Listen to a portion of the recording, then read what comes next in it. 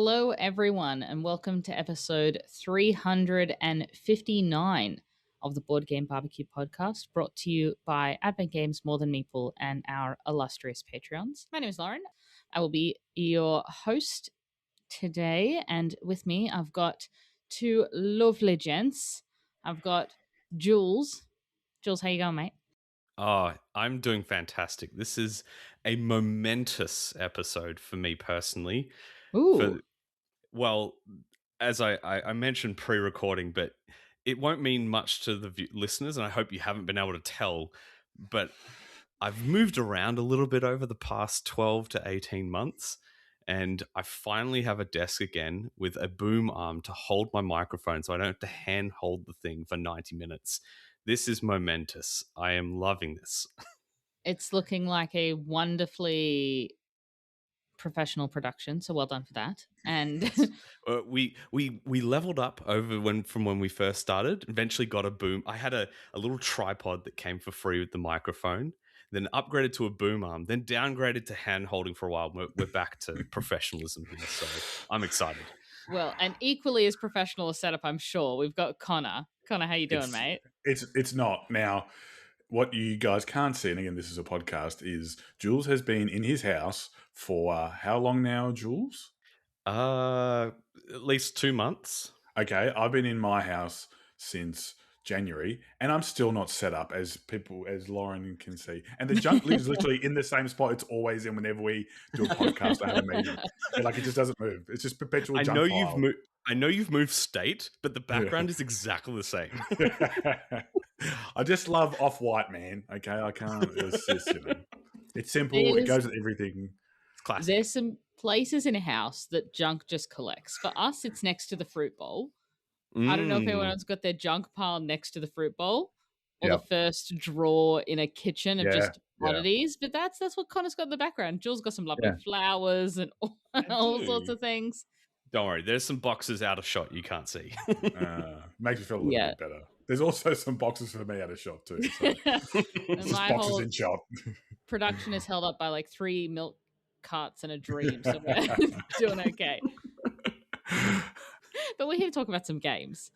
And thankfully, I have not been playing too much because, well, gosh, work's just been crazy. But I have played some of the games that you guys are keen to talk about, which I'm very excited to hear about. So, Jules, why don't you lead us in? Tell us what you've been playing recently. Sure. I might start with a favorite of yours that you mentioned not too long ago, Lauren, which is French Toast. Just oh, yes, a 10 out of 10. Got a loving reprint. It did, yes, from All Play. It's also a 10 out of 10 breakfast.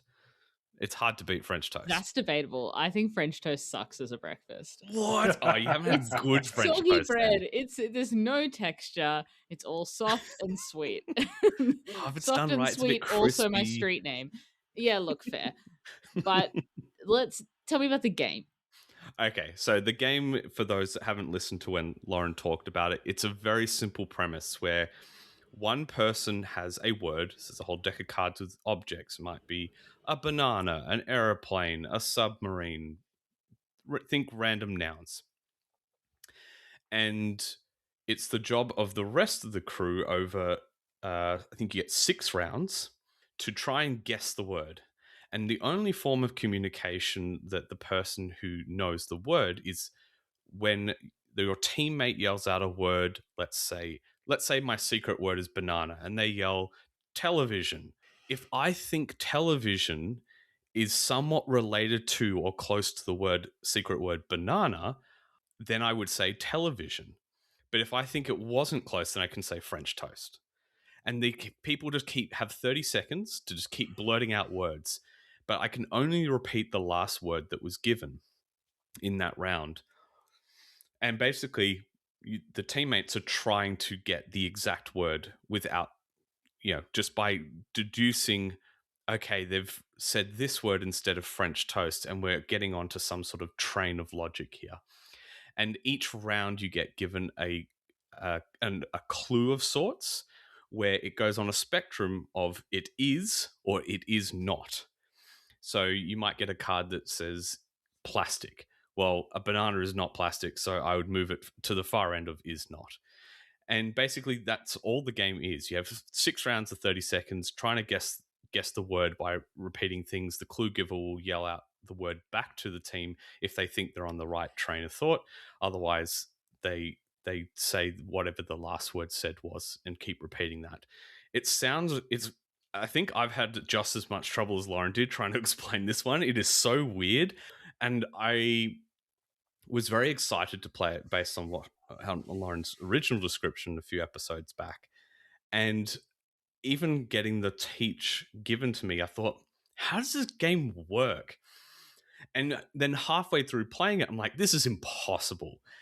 But somehow each time we did it, we just got there in the last round. Like, it's you have this Hail Mary, like, oh my goodness, I can't believe we got that moment each time. And it is something special.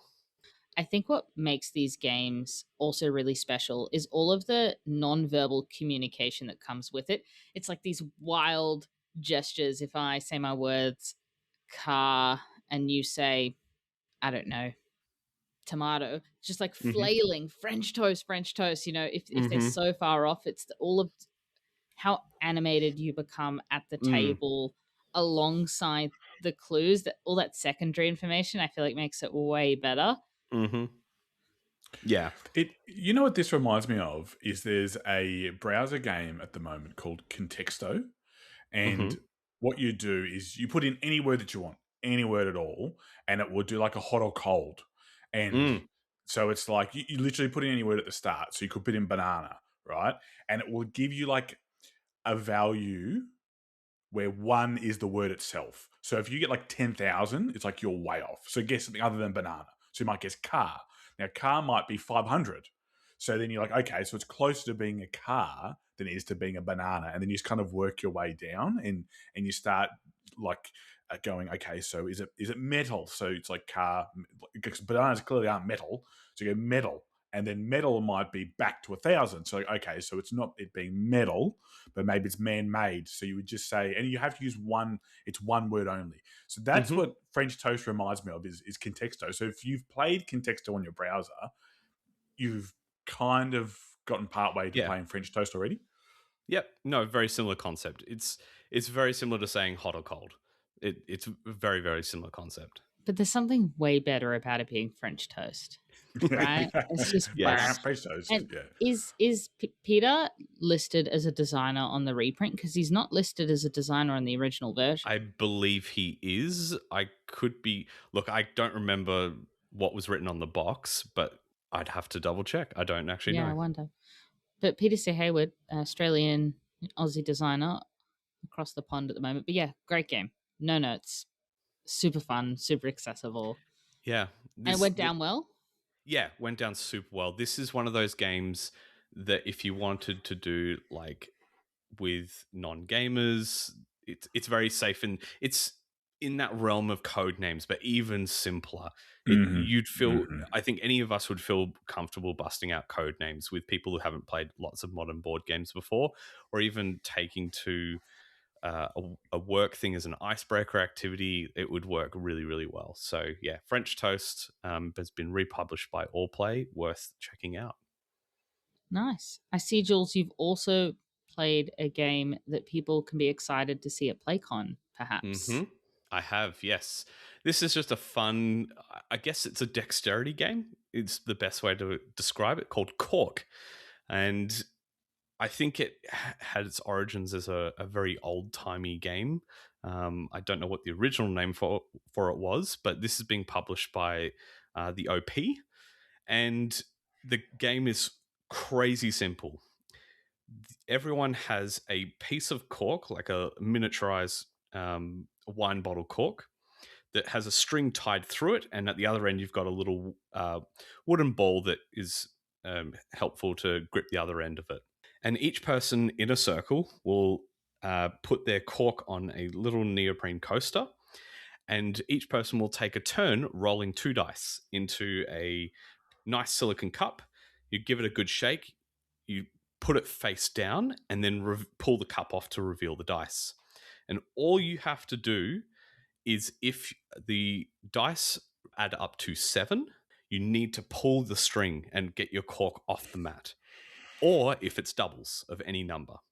If it's not, you need to leave it there. And this is a lowest score wins type game. So basically, if you go to pull your cork, the object of the person who rolled the dice then is to try and catch all the corks by slamming the cup down and catching them before they get pulled away. So the person who slams down the cup, for every person that got caught, they get a point. But for all the ones that you missed, you also get a point. If you pull when you're not supposed to, you get a point. If the person cupping slams down and when they weren't supposed to, they get a point.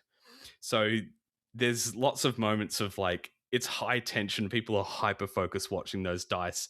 And I will say the people I played it with the first time weren't super quick at looking, didn't have a fast reaction time. So I was slamming down quite quickly, but this would be a great game for kids and families. Just a very silly game. Is reveal the dice, and you can have moments of like sort of doing jerk reactions to fake out other people, so they pull their cork when they're not supposed to. Classic. Yeah. Lots of mind games like that. Slaps, right? Like the game Slaps. You fake them out by Mm-hmm. Yeah, it sounds like Lies Dice meets Snap meets Jungle Speed. Yes, is absolutely what I'm getting from this game. Meets Hungry Hippos with the, the cup on the top. Yeah. That's the sales pitch right there. Yeah, super simple. Just if you're not the person trying to trap things, pull it if it's doubles or equals 7. And you go around till each person's had one turn at trying to at rolling the dice and trying to catch the corks. That's all there is to it. It's a really nicely done presentation. And again, like one of those super simple games that you could play with anyone. I think it would be really great for kids as well. They'd have a blast playing this. Yeah, awesome. I mean, I think it sounds really fun. The production of it being corks is really lovely. Mm-hmm. Better than Jungle Speed, which now I'm pretty sure you're not allowed to have it with the wooden totem, and they've replaced it with like a rubber plastic one, at least in the States. Oh, wow. I played a game of that with my parents when we were on holiday when I was way younger, and I remember my dad and mum pulling it, and my mum and dad both had a hand on it. My dad lost his grip. It went flying, my mum clocked herself right in the face and fell back off her chair. Oh my goodness, I've never seen that man leap over the table in panic quicker. But yes, so this one sounds much safer.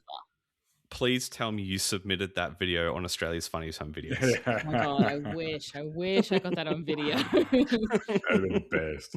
Poor mum. There are less injuries than bananagrams somehow, but still. What? How? Separate story. I'm not even going to get into that. Okay. Yeah. Anyways, so cork sounds great. So there's cork and French toast. Connor, tell me a bit about what you've been playing. I have been playing a little bit of everything.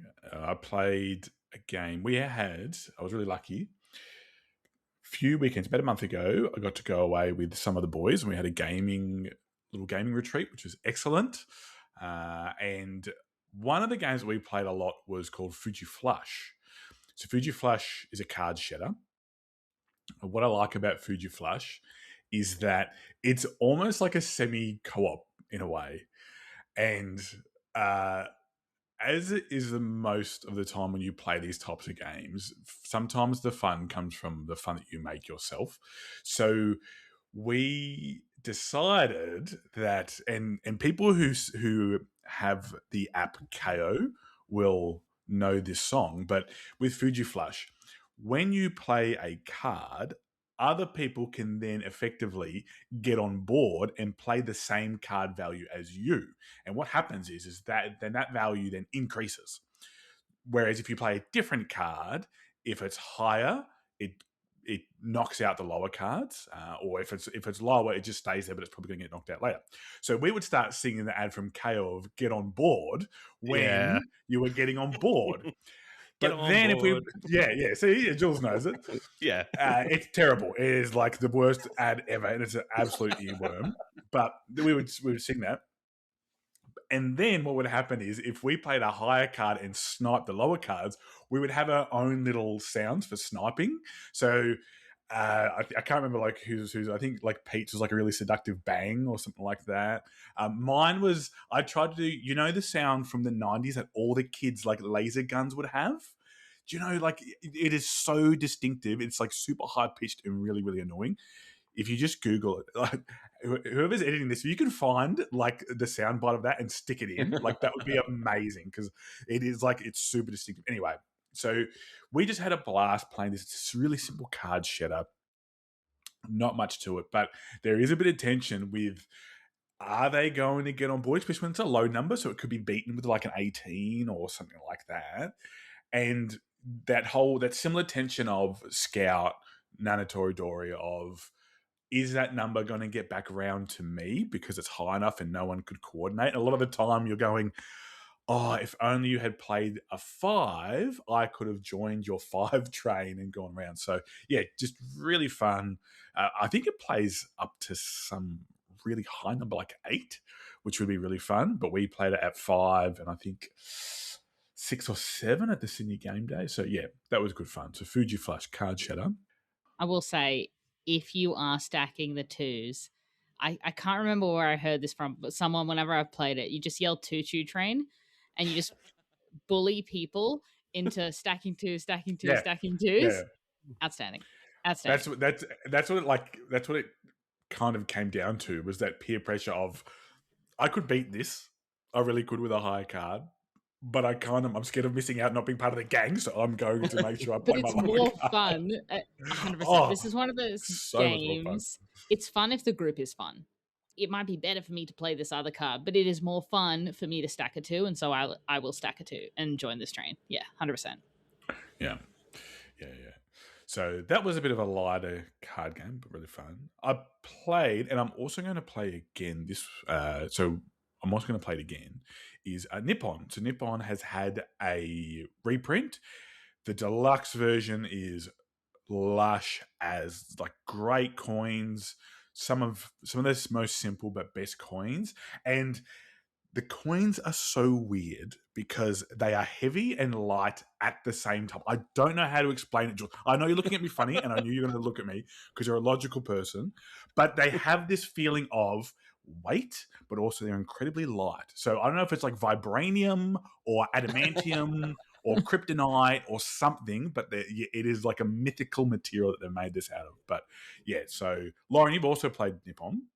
I did play for the first time the reprinted version very recently, yeah. But I'm curious to hear your thoughts about it. First of all, amazing production. Lots of games come with a little guide that you have. The Nippon Deluxe Edition comes with a brochure, which is fantastic, so it folds out. But in what I'm kind of finding is a lot of these mid-weight Euro games is while there's lots of explanation that needs to be done at the top, the actual process and the running of the game is actually quite easy. And one of the cool parts about Nippon is you are choosing an action, but you're choosing an action for what you want to do, but you also need to make sure your worker that you've chosen will match a color of worker that you either already have so you don't overpay, or a resource that you want at the end of the round. Because like other games, I'm trying to think of other ones off the top of my head, but it's like, for example, Whistle Mountain, where you return your workers, or you go into like it's like a refresh action. You send the workers back and you get materials. You actually then have to get rid of all of your leftover money, all of your leftover coal, I think, as well. But you get to keep other resources. But it's a Euro game. You're scoring points. Sounds like every type of Euro game we talk about. But what I really enjoyed was am I going to pick this action or am I going to wait? Because what happens is once the top 3 workers are gone, it gets refreshed. So you waiting a turn to take that action, not only may you might have more resources, but it might give you the workers that you want in that action as well. That's what I found really fun and a bit of the puzzle. The other one too was trying to eke out that efficiency and try and make sure that you are getting the most bang for your buck with your actions as well. So when you have your machines, you can make them produce more, make them produce extra goods, make them produce goods for cheaper. yeah, it was really. I just really, really enjoyed it. I'm really excited to play it again. What did you think, Lauren? I thought it was okay. Mm-hmm. Mm-hmm. I think at the beginning, resources are so outrageously tight, Yep. right? It it feels like you're eking out every little bit that you need to maximize your moves before you refresh, and you need to spend every dollar because losing dollars and coals would just be terrible in the earlier game. Mm-hmm. And then Mm-hmm. the game kept going, and then I was like, oh well, I've got a heap of stuff. And it felt like it ran a little long. I understand why it needs to run that long, because you can you're jostling for space, right? For Yep. these kind of area majorities, which is how you get most of the points, but you can overbuild people. So saving up to overbuild and then build back again, you need enough time in the game for that jostling to work, right? Not that I build and then you overbuild me and the game ends. There can be more back and forth, Mm-hmm.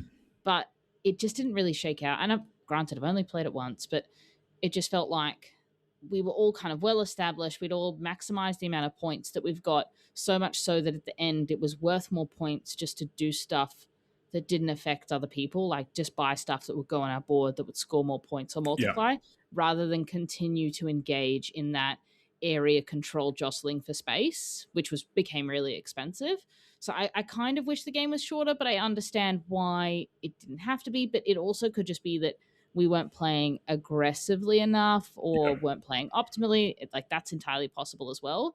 What did end up happening in our game was I just got a few cheapo spots early and then got a lot of points from that, and then no one really rebuilt over me, and then I kind of ran away with it. Yep. So I think I would just like to try it again with maybe a different cadence, or maybe, you know, people more consciously saying, well, okay, well, Lauren's built this type of factory. I also need to build that same type so I can compete with her, because we can't just let her have a monopoly. I think it needs more Yeah. of that. It's a Yeah. bit kind of like Puerto Rico, in the sense that you really need to be mindful of what other people are doing. And if you don't, the game is a bit more on rails. That was my feeling.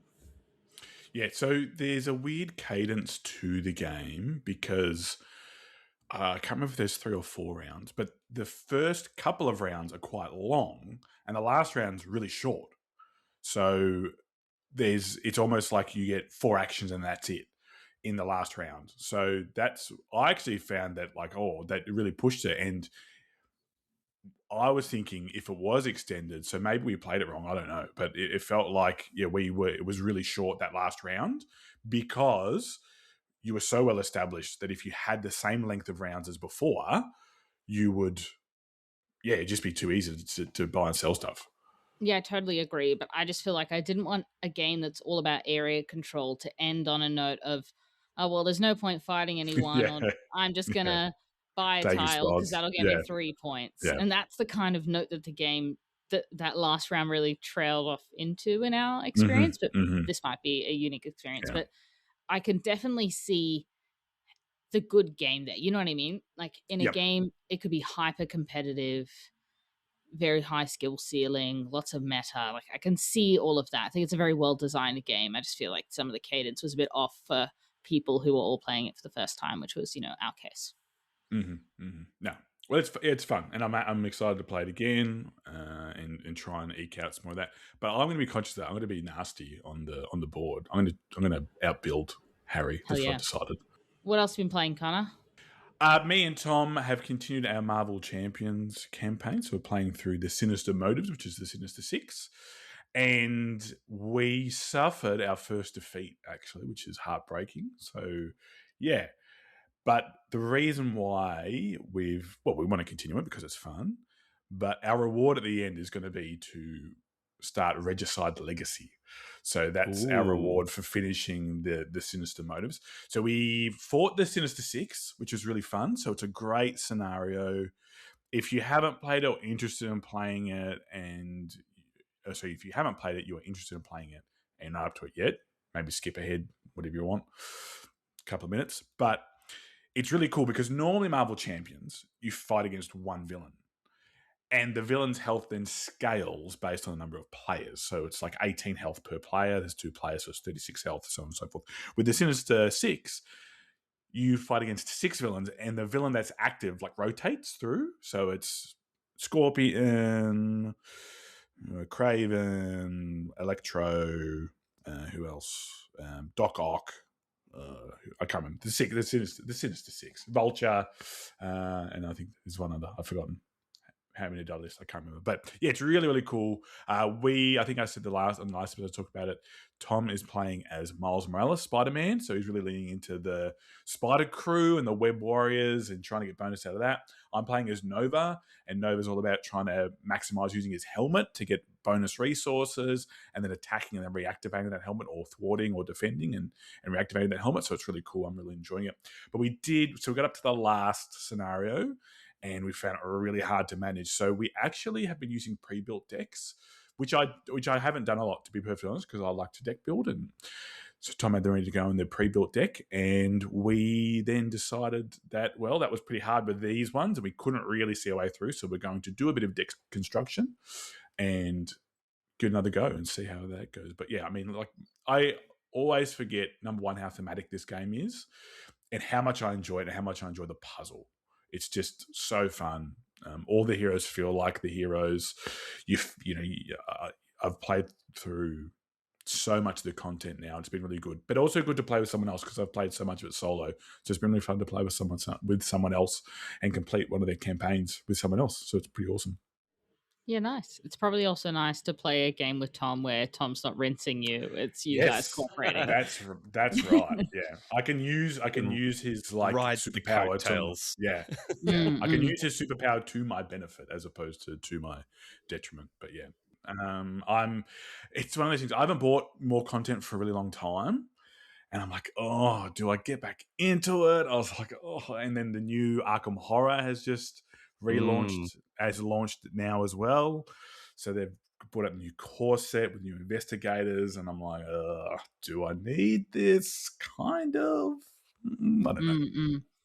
Do you think I've never played Marvel Champions, but I'm not huge on the IP. Do you think that you really need to know the heroes to appreciate the nuance of the ways in which the card mechanics are thematic, or is it a bit more obvious?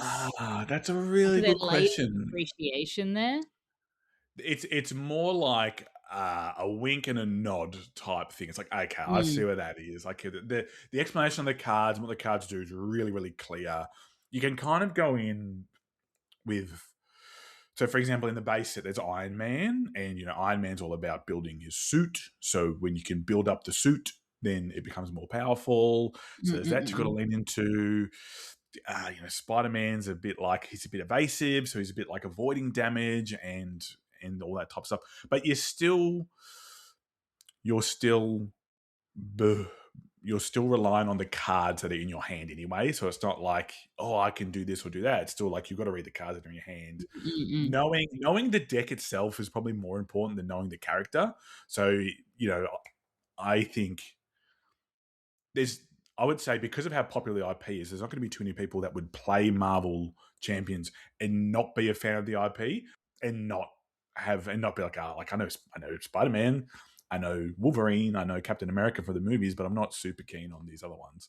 But like I said, I think because the IP is so big and broad, most people would know. And like, there's obscure heroes like Valkyrie, like who like, apologies, Valkyrie? Yeah, she's a friend of Thor, and I don't know. Apologies if she is your favorite Marvel hero, but I don't think she's going to be anyone's favorite Marvel hero. Like, honestly, so it sounds like there's good thematic kind of mechanism ties, but if you're a real Marvel fan, there's a few little extra kind of like winks and nods that you'll pick up on. 100%. Like, there'll be a card that will be a phrase that the hero would say, or cool.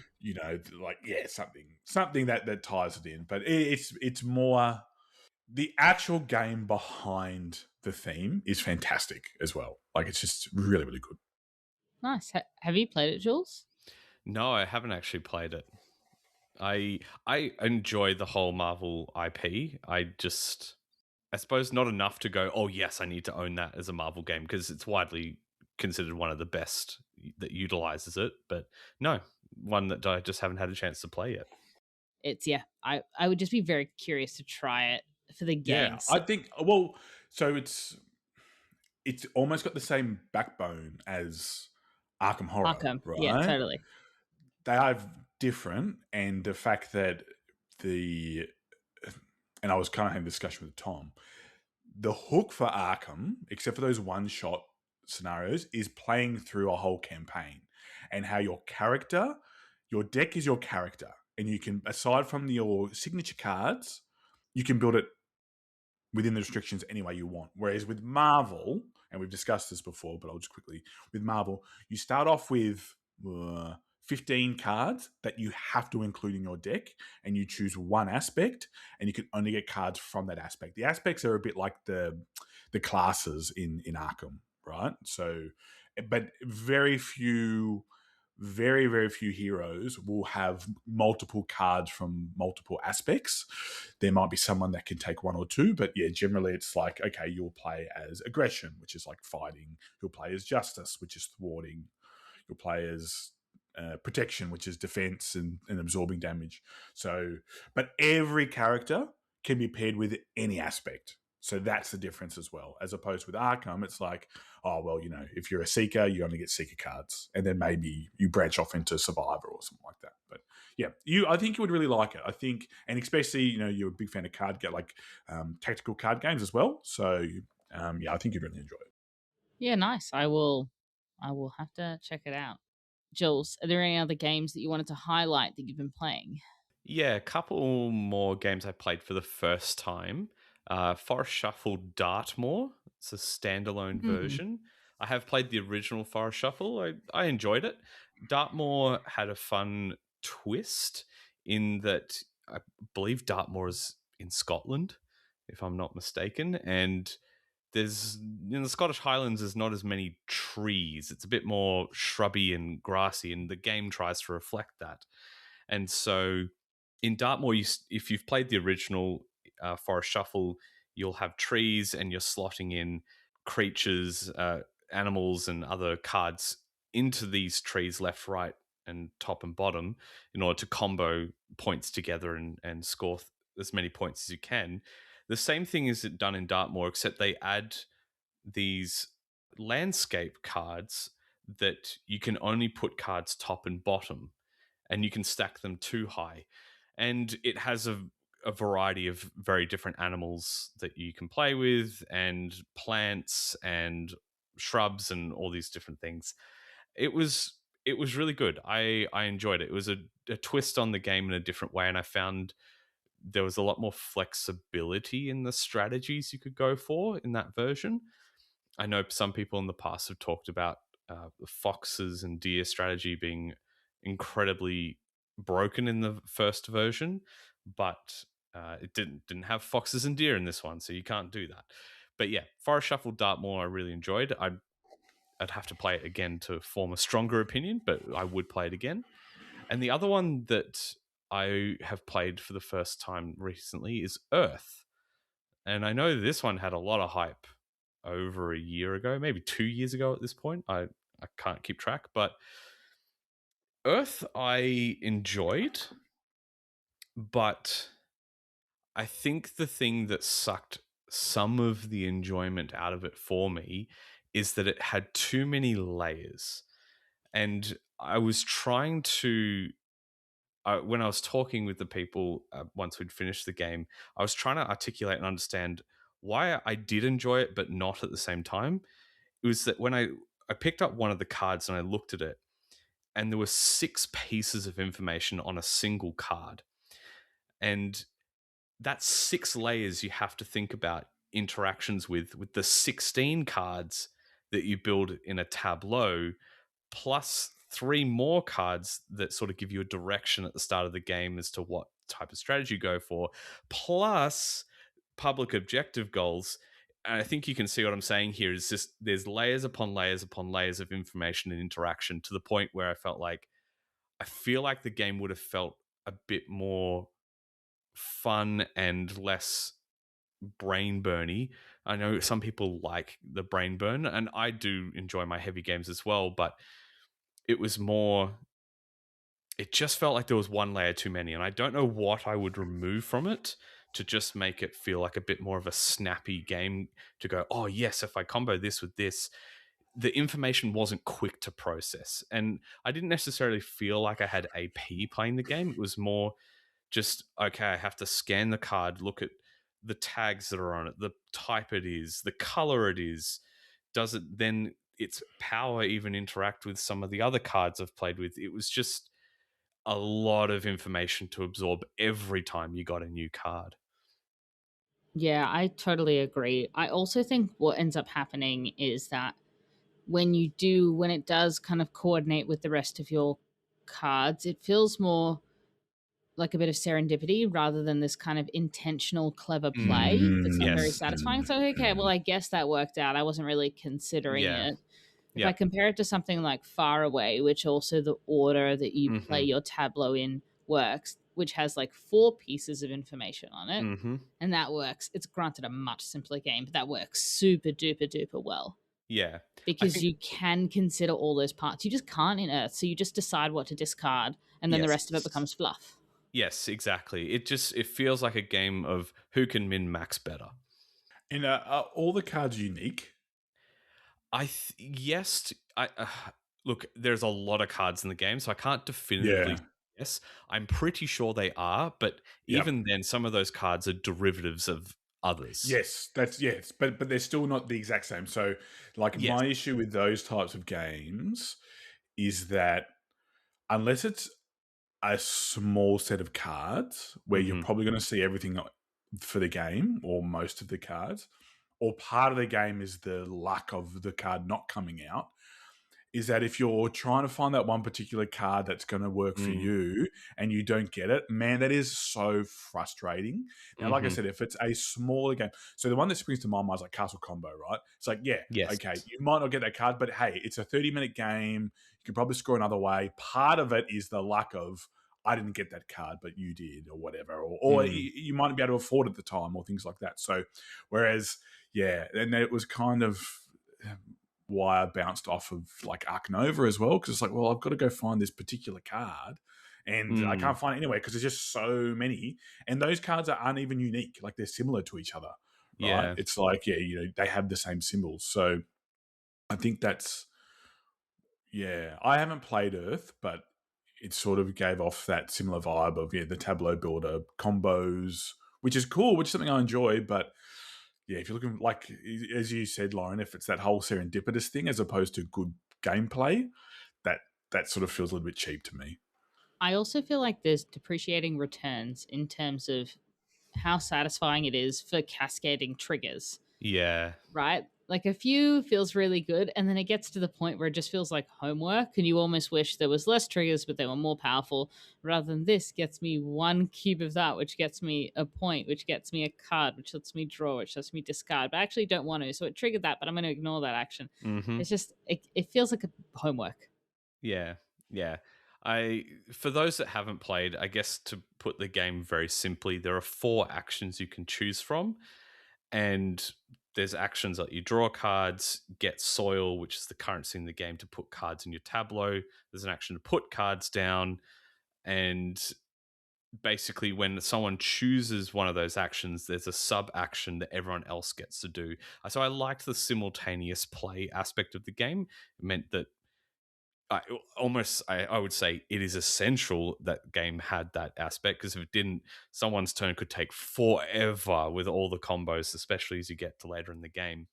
But the idea is when they choose an action, let's say the yellow one, you get to trigger that action, but then also go through your whole tableau, left to right, top to bottom, and trigger all the other yellow cards in order. So as you're playing more and more cards, there's more things to do, more considerations to have, and yeah, the information starts to pile up really quickly. I think it's a very well designed game. It's probably just one that I felt like there was just a few too many layers to make the game feel really smooth, and it just felt like, okay, I've got a new card and this is unique to all the other cards in the deck. Does it work with what I've got, or can I make it work if I play some other cards in my hand that I've been holding on to for a while? So yeah, it's a well-designed game, but for me, just it was a bit more grindy than it was smooth, as probably to use some loose terminology to describe the game. So, yeah, overall, I enjoyed it. It's not one I'm reaching for a game. I'm glad I have tried it and played it, but it was, yeah, a bit more grindy than I thought it would be, just in terms of the passing of all the information. So, yeah, that was my experience with Earth. Yeah, awesome. Connor, were there any other games you wanted to give a quick shout out? I'll just quickly talk about Covenant. So this is a somewhat recent game from Devere, and I think Devere, from a production and art point of view, I have very, very rarely played a game from them that I haven't been impressed to blown away by the art and the components. So in this one here, you've got like almost like these glassy material components. You've got these big chunky cardboard tiles, which are really good. You've got little dwarf workers that go around. So from that point of view, it's just fantastic. If you're interested, I posted something on our Facebook page about it, so you can have a look there. But underneath that, it's a really cool game. I actually thought it was going to be a lot longer and a lot heavier, but it's not. It's actually quite quick. It's quite snappy, and part of the challenge, which lots of people I think would enjoy, is again eking out that efficiency and getting those combos going, because you're taking one of four actions. So you're either digging, you're either building, you're either attacking, and then the last action is carrying. So like depositing some materials to a different spot or transporting.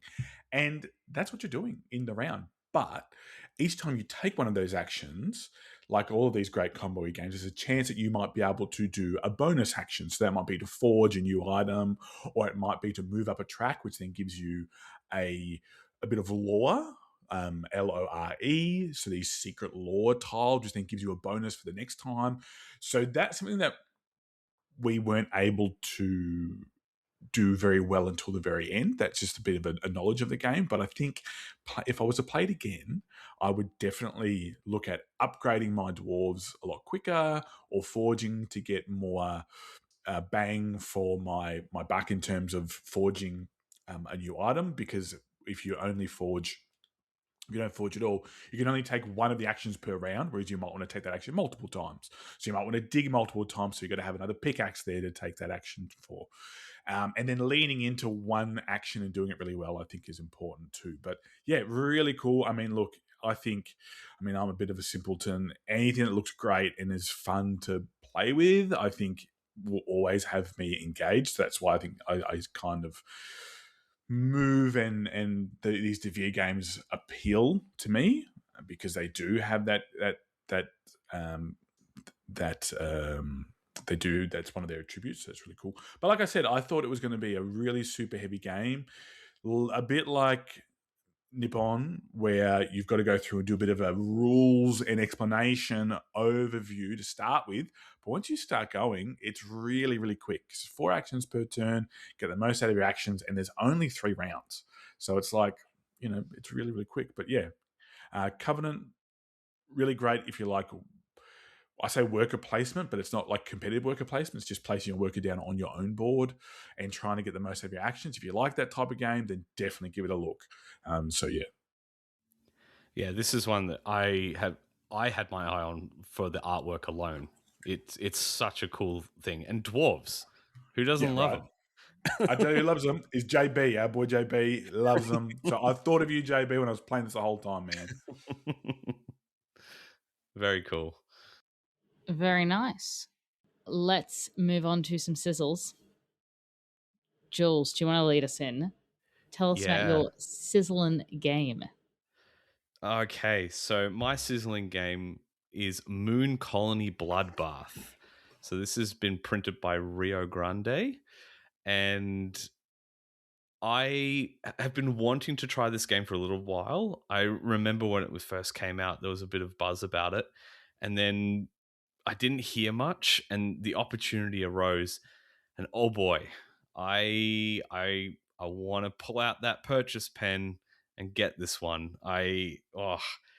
How do I explain Moon Colony Bloodbath? So this is a kind of an engine building game where you're trying to survive against the game. And it's a competitive game. It's not cooperative. And what you're trying to do is construct buildings on the moon that ultimately feed and grow your population. And so there is a deck of action cards that gets seeded with some basic action cards. And when those come out, you can choose one of your 4 actions. And they loosely revolve around drawing more cards. So you've got more options to your hand, getting income, getting food, or constructing cards. That's what the 4 actions revolve around. But also in that action deck, there are things that will add events to the deck. There's positive and negative ones. And as people construct buildings, some of those buildings will say, when you build this, you add this event to the deck. And you go through the deck round after round until someone loses all of their population, and then the person with the most at the end of the game wins. And this game is probably only takes about 45 minutes to play. It's not long, especially if you get some real nasty events in that deck.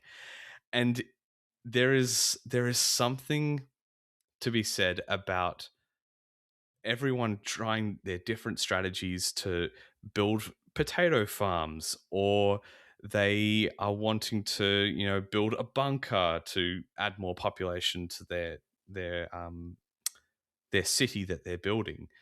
And then to have this moment after moment of collective trauma bonding of robots coming in and just murdering 7 people. But you might get 2 food out of that event too. Where did that food come from 7 people dying? Who knows? There's a lot of sort of insinuation in some of the comedy in the cards, and I think it's done quite well. And I think the game is just brilliant. It was very, very simple to learn, and there's just something so fun and terrifying and hilarious about you're building up all these buildings, and they're just wave after wave of terrible things keep happening that undo all the hard work you're doing. That might not be to some people's taste. It certainly wasn't to Kieran's. I think she falls into that category of gamer that's like, don't mess with my stuff. I like my stuff as it is, and I'm protecting my stuff. This game will just absolutely kick you while you're down, and it is brilliant.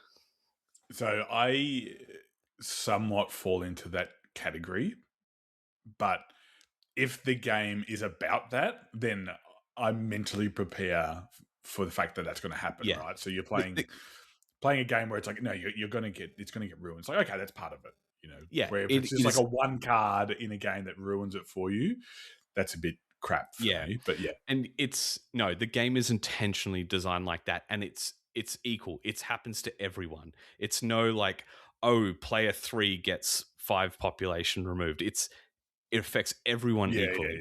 Yeah. So it's all fair. Everyone's like, oh, we all suck, or like, Yeah. yeah. So like you said, like trauma bonding, right? It's like, yes, yeah. It's just brilliant, and there's actually a lot of replayability in the game because there's a lot of different cards you can build, and they add certain events to the deck, and the different combinations of things. I feel like there's a lot you can explore, and the game doesn't overstay its welcome either. If everyone manages to get a really good engine going, they're able to deal with all the threats and nasty events that come out. There's a card you get to at the end of the game that just finishes it if you manage to go through the whole deck that gets things added.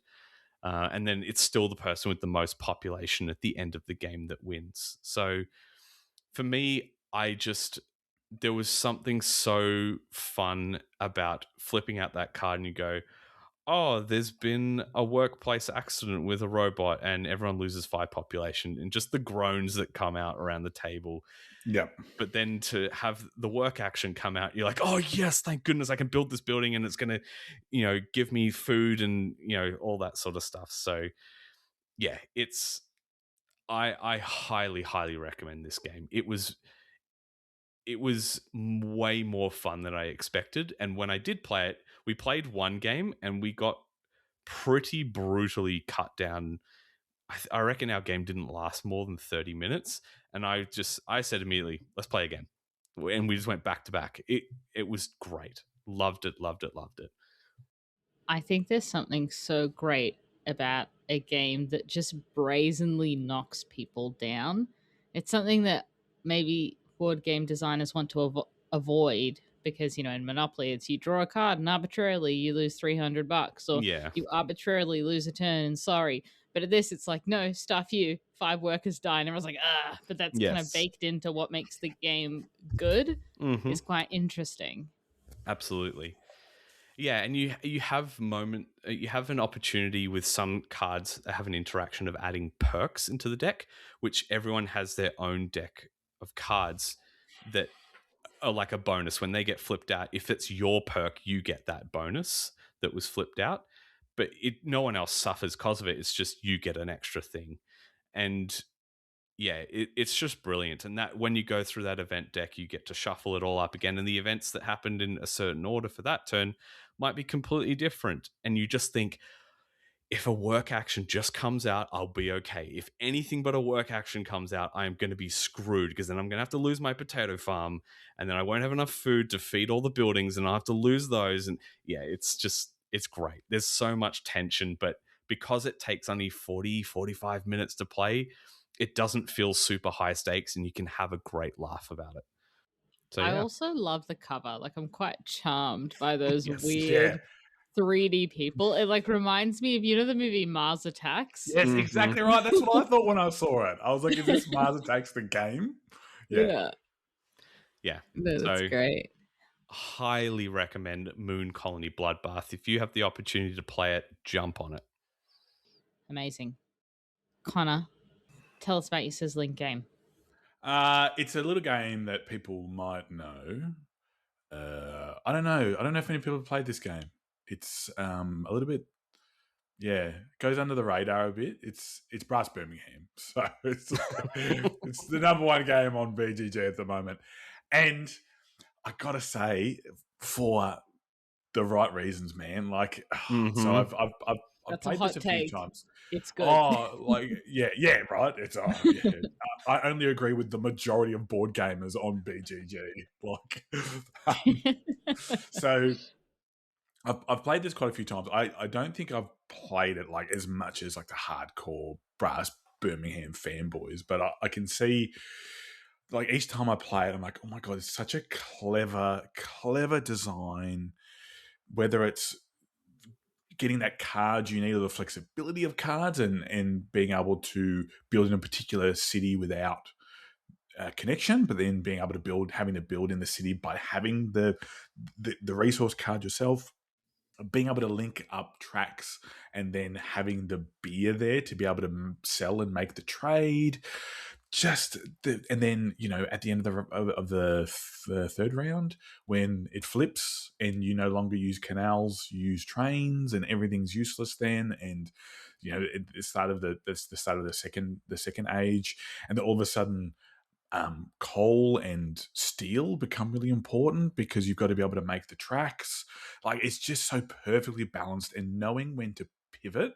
Like, I think that is this game's like biggest strength is, and I think that's what would separate like the really good players from people like me, is that they would be like, no, why are you still building this now? Like, that would be so silly to build that now when it's going to be like worthless. So myself and Sarah have kind of been on this, like, since I moved here, like playing like a few different Euros together. So that's been really cool. So Brass was our game a couple of weeks ago, and like, it was just like 2-player, super competitive. We were in each other's space, but at the same time not, and then racing for different buildings. And then, you know, that in the first age, when you can only build one type of building in an area, that's like something you just really have to consider and be like, oh, but if, you know, and the pottery is so hard to build and you lock yourself out. That is so clever. And we actually both did it. So it kind of didn't make me feel as stupid because we both ended up locking ourselves out for building pottery. And the reason why is because I went and built in a spot that had the pottery location, but I couldn't build another one. So yeah, and we were checking. It was funny. So I went to Gemini because I was like, surely can we not build the pottery in the second age? And it's like, so I was spoken to Gemini. I was like, Gemini, I just want to check, can I build pottery in the second age if I haven't built my first building? And Gemini was like, no, a common mistake for new players is to get locked out of pottery, known as like pottery lock. And I was like, oh great, so I've suffered from pottery lock. Like that's fantastic. But yeah, like I said, there's not going to be too many hot takes in here when I talk about Brass Birmingham being a great game. I haven't played Lancashire, so I couldn't compare it to that. And I'm actually not that overly interested in grabbing Pittsburgh either, because I just think Birmingham is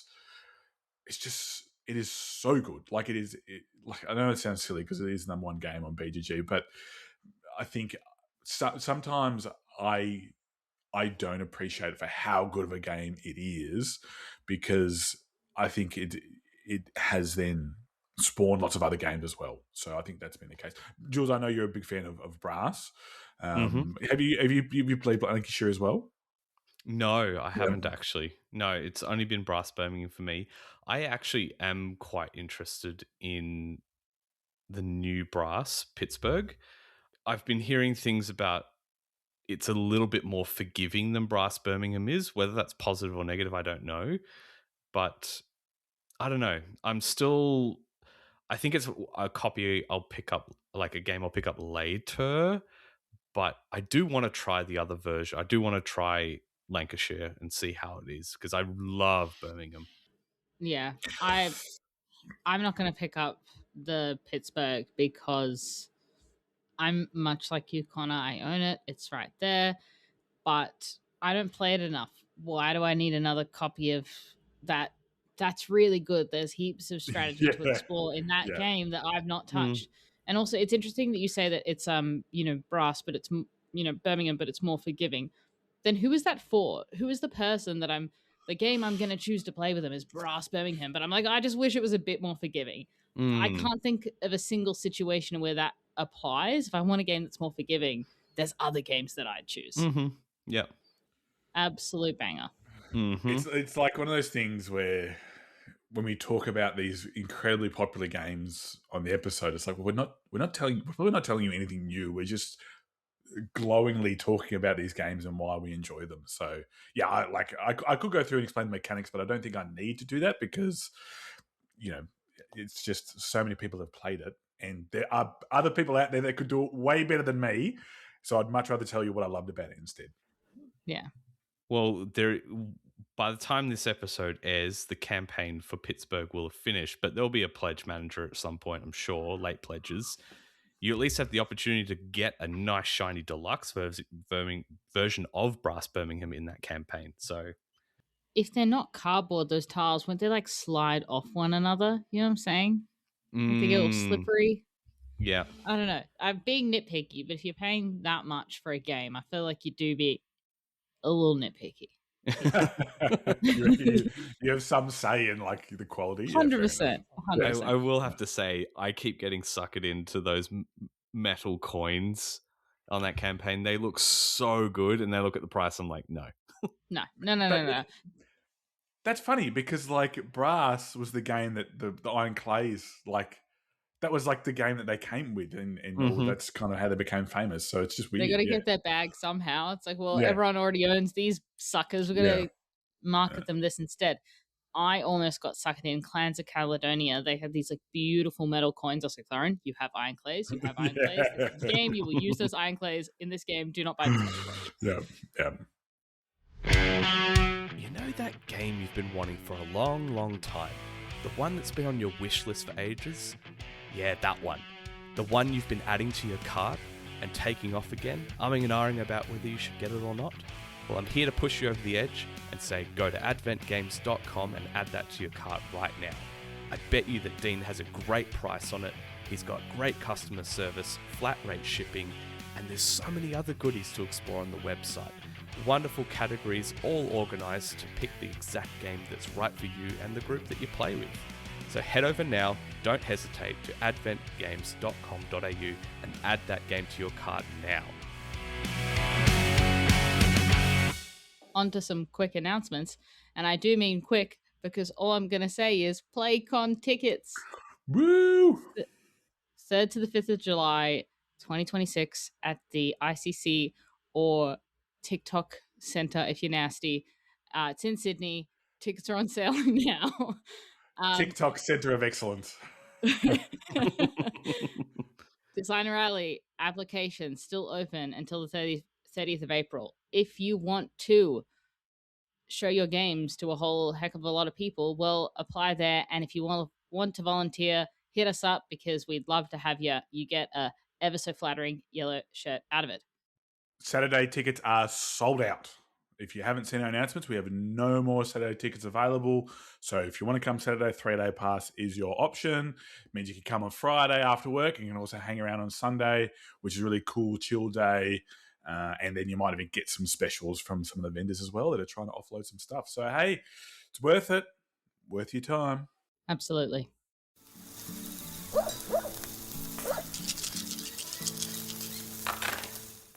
Now, on to last week's question of the pod. This leads in very nicely from the point about Designer Alley, because this question was all about telling us your spicy little design ideas. The question was, come up with a great name for a board game and tell us how it plays. I feel like I've had my kind of input onto this, but Conor and Jules, do you have any other thoughts about games that you would design? Fancy names for a game? No, I think just we had a little discussion before recording about bupkis. Yeah. And such all a great your word. your Yiddish words that could be games. Yeah, that's right. But that could 100%. easily be just a shedding game. You trying to have bupkis. That is great. That is great. That is so good. Oh gosh, well, it doesn't matter what we think. It matters what the community think. And we had some outstanding responses for this one. So, Jules, do you want to lead us in with some of the responses? Absolutely. So Tegan Smith said a deduction game about anthropomorphized alligators wearing cute vests with pockets full of detective tools. The Investigators. Great pun. Top class that one was. So good. Luke Rossman said, Armageddon, I'm out of here. I wrote this down and I didn't even get that pun. That's incredible.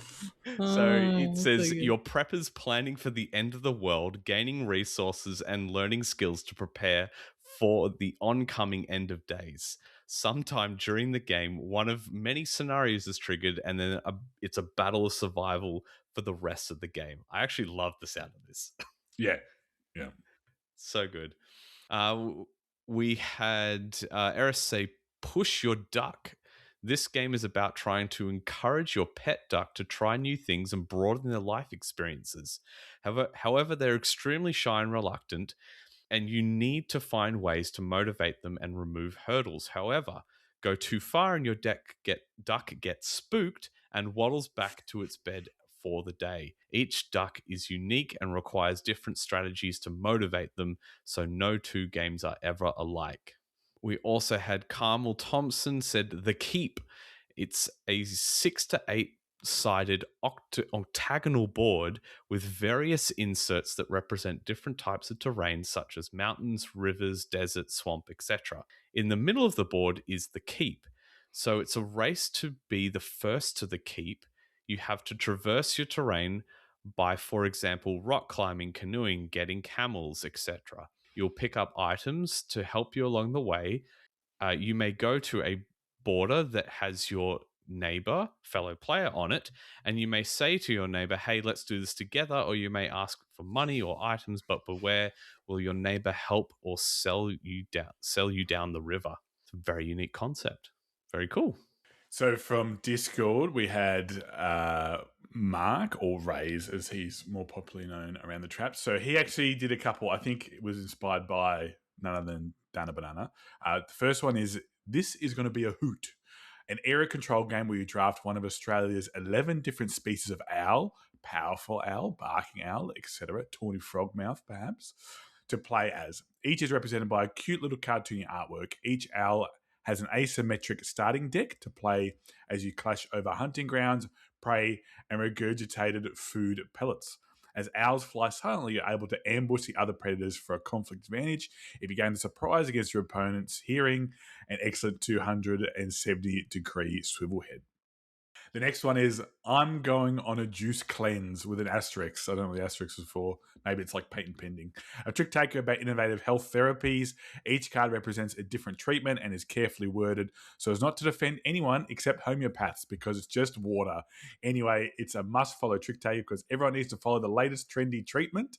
If you can't follow, you must play a new treatment to the stack. Each time you play a new therapy to the stack, you must tell everyone about it and try to convince them how good it will be for them to follow your therapy. The trick lasts until each player passes out of cards or drops into a semi-comatose state due to lack of nutrition. If everyone follows suit, the treatment, the highest trick wins the trick. The highest number wins the trick. If more than one treatment is played on the trick, the one with the most followers wins the trick.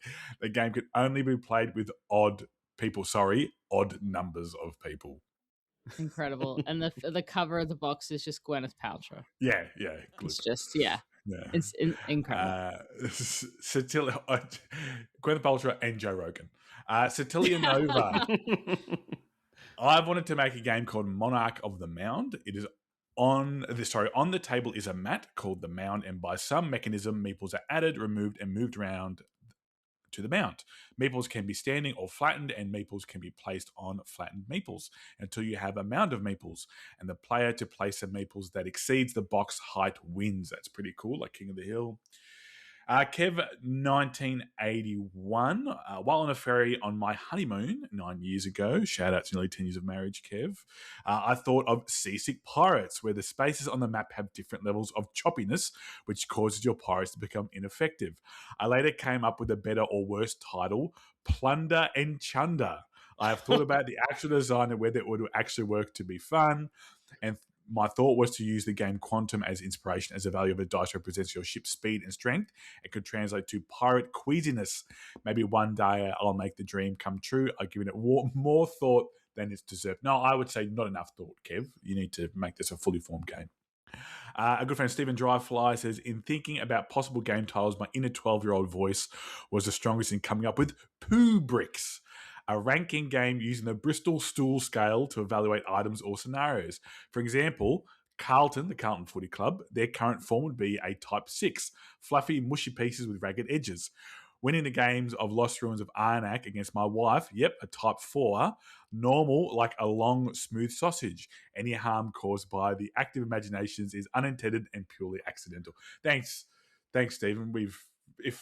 If people finding out I was on the episode was enough to get them to stop listening, they've definitely stopped listening now. So, and finally, we've got Super Trooper. James from One Man Clapping is a chef by trade. Every time we leave games at his house, he sends us away with leftovers. Burgers, mac and cheese, chili, pozzoli, cornbread, you name it. When the leftovers are being boxed, he always says, do you know what would be really good? Crack an egg over it and have it for breakfast. So my game would be crack an egg, a set collection game of various foods, but eggs are wild, and you can crack an egg over your food and get extra points. That just sounds delicious and definitely something that I will do. Yeah. Yep. Alrighty. Well, for our new question of the pod, in honor of Jules's bloody sizzle, and I mean that bloody sizzle and also bloody sizzle. And just talking about my mum getting absolutely clobbered by her own hand in Jungle Speed. Our new question of the pod is, what board game is most likely to turn violent? Tell us what it is, why it turns violent. Do you guys have any thoughts? What are the board games that are going to get rough and ready? So I would love to hear from people what games they think are likely to turn violent, but also tell us your true stories. Yeah. One that comes to mind immediately is Throw Burrito. Mm-hmm. It's kind of got violence baked into the game of piffing burritos at one another.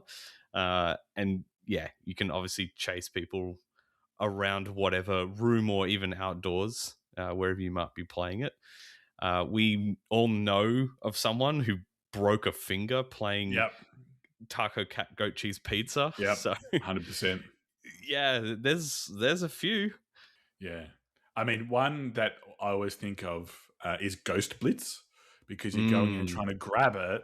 And I remember playing with someone who had to stand back and not go in wholeheartedly, because if they had, I believe they would have injured several people, because they would be quite a handful to try and stop them from getting said pieces in Ghost Blitz. So anything where you're rushing in and grabbing, like you said, taco, cat, goat cheese pizza, all that type of stuff. Even like Snap. I could just imagine some gruesome, like nail-induced injuries from Snap. Yeah, so there's something else too, but I mean, it could be someone played the fool on you in Everdell and you punched them in the nose. Like there could be something like that. I don't know. Like, yeah. I mean, I know definitely growing up, Monopoly got a bit heated from time to time. I've played some heated games of Risk as a child. Oh, yes. Have I ever? Yeah. Any game that takes ages, that has the opportunity for tomfoolery and backstabbery, you just look at the person. It's like if I'm playing a Euro that takes about 3 hours with James and I see he's going to take something on, I'm like, fucking take that thing. I'm going to smack you so hard. There's nothing. You've brought up trauma. Oh, please. There's nothing more infuriating than you've got like 10 troops in Risk and you just need to go in and kill 2 and the defender just keeps rolling 6 and there is nothing you can do about it. Great call. When someone's luck just absolutely... I have turtled in Australia in Risk before and just obliterated armies because it's a one-way street in. Who hasn't suffered from that? It's just like so infuriating, man. Oh, man. Oh, that's so good. That's so good. I'm trying to think of some others. I feel like I just want to hear the stories where games got heated or games where someone's going to get injured. I mean, have you twisted an ankle in Twister? I want to hear about it. There is a game. There's a version of Werewolf called Werewolf in the Dark. Have you heard of it? Yes, I have. But now imagining it. It's Werewolf basically played in real time in a house with people roaming around totally in the dark. And then these people walking who are like the ghosts or the something. I don't know. I can't remember heaps about it. Holding lights. So if you just imagine these kind of, floating lights going around and everyone maneuvering in an otherwise pitch black dark house, 100% you're going to be banging on coffee tables and all sorts of stuff like that. So I feel like that as well, maybe. But it doesn't matter what we think. We want to hear from you guys. So tell us about what board game is most likely to turn violent. If you've got a story, well, gosh, we want to hear about it. If you want to support this wonderful podcast, you can do so by going to patreon.com/boardgamebarbecue. Otherwise, just tell people about the pod, tell people about our events, go give us ratings, share, PlayCon, posts on your socials. Everything you can do to help us kind of reach a bigger audience would be super, super helpful, especially as we're ambitiously trying to, grow what this pod and these events can look like. And all the links to everything are in the show notes.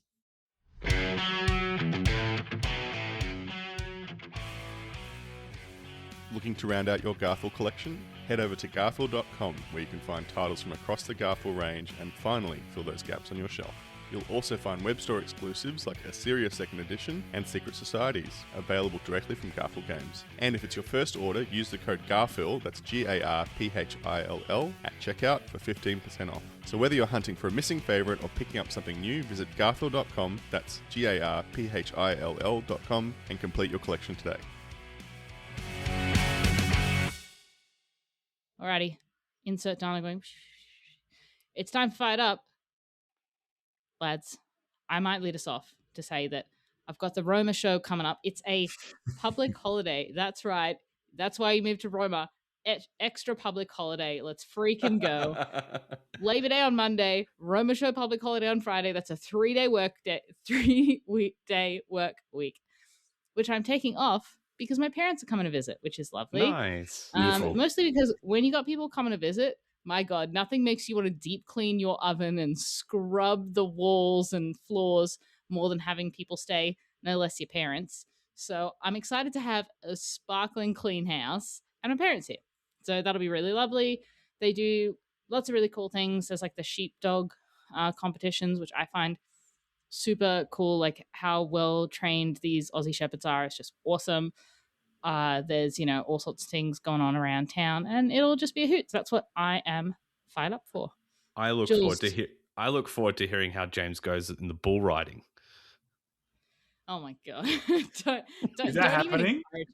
Don't even encourage him. Oh, I'm going to message him. Oh, He would be no. so good. Oh, no. James, I don't reckon you'd last 10 seconds on the bull, Chief. I reckon. I got him like that all the time. Watching him playing. James, I thought you were good at video games. I beat him in Magic. James, what's the go? I thought you made that deck. Is it just rubbish? So easily goated. It's not even funny. So that's what I'm fired up about. Jules, what are you fired up about? I'm fired about. I just found out while recording this that there was some news announced a few days ago that I've had to keep tight-lipped because it wasn't announced. But there is going to be a reprint 10th anniversary edition of Mechs vs. Minions, the board game. What? Stop. That's dope. That's huge. Yeah, And that's sick. it gets bigger. It is being published by Incredible Dream, who did the Kinfire Delve, Kinfire Council. Oh, yeah. Because one of the people that co-founded that company was an executive director for Arcane as well. Nice. Okay, right. So there's some tie-ins going on there. So Incredible Dream have a partnership that's been announced with Riot, and they will be co-publishing with Riot a 10th anniversary edition of Mechs vs. Minions. This is a game I've had an eye on for a while. I really like the League of Legends IP. I used to play it a bunch, don't anymore, but then Arcane was incredible as a TV series, and obviously I'm loving playing Riftbound. So I think when this comes out, I will be getting a copy of Mechs vs. Minions. It's supposed to be an incredibly good game. It was just self-published by Riot when they first produced the game. And it wasn't that expensive, but it hasn't been kept in print for quite a long time. So this was a pretty cool announcement. You can see that announcement on BGG. But yeah, I think that's going to be super, super exciting. It should be coming out later this year. I don't actually have an exact date, but there'll be more details to follow. But anyway, that's been announced. I think it's super cool and exciting. So keep your eye on that in the future. Well, Yeah. Jules is excited to get his hand on that game, and Connor's just excited to get a hand. Tell us about that. That's right. So hopefully by the time you listen to this episode, I will have been given the tick to go about my daily life after my debilitating injury that I suffered. I'm not going to go into detail. I think the people who know me and are close to me know what I did, and it's embarrassing enough. So I think you got to retire from axe throwing. That's what you got to do. Yeah, never. You can never make me retire from this way cooler injury that would have occurred than what I actually did. But yeah, which fruit is most likely to turn violent, Connor? So that means back in the gym, hopefully rugby, so all the stuff that I enjoyed doing, wanted to do when I got up here. So really excited about that. But from a board game point of view, I'm hoping our good friends at Advent Games Dean, that Eternal Decks will come into stock soon, because I'm going to really enjoy getting my hands on that. And I did mention that once we finish Sinister Motives, that we're going to play through Regicide Legacy, which I'm super, super excited about. So that's going to be some fun. And that's me in my, hopefully soon to be not ambidextrous, because I can't use my left hand as well, but, better than what I was before. Yep. Just dexterous. Dexterous, Brilliant. somewhat dexterous. Oh, and also NBA playoffs are about to start. Super jazzed. Timberwolves locked in the 6. The Jazz aren't jazzed about the playoffs because they ain't making them. They're jazzed about the draft. Yeah. Beautiful. Well, thanks so much, guys. Been a hoot and a half. And thank you to all our wonderful listeners. And get out there, play some games. And we'll see you soon. Bye. Bye.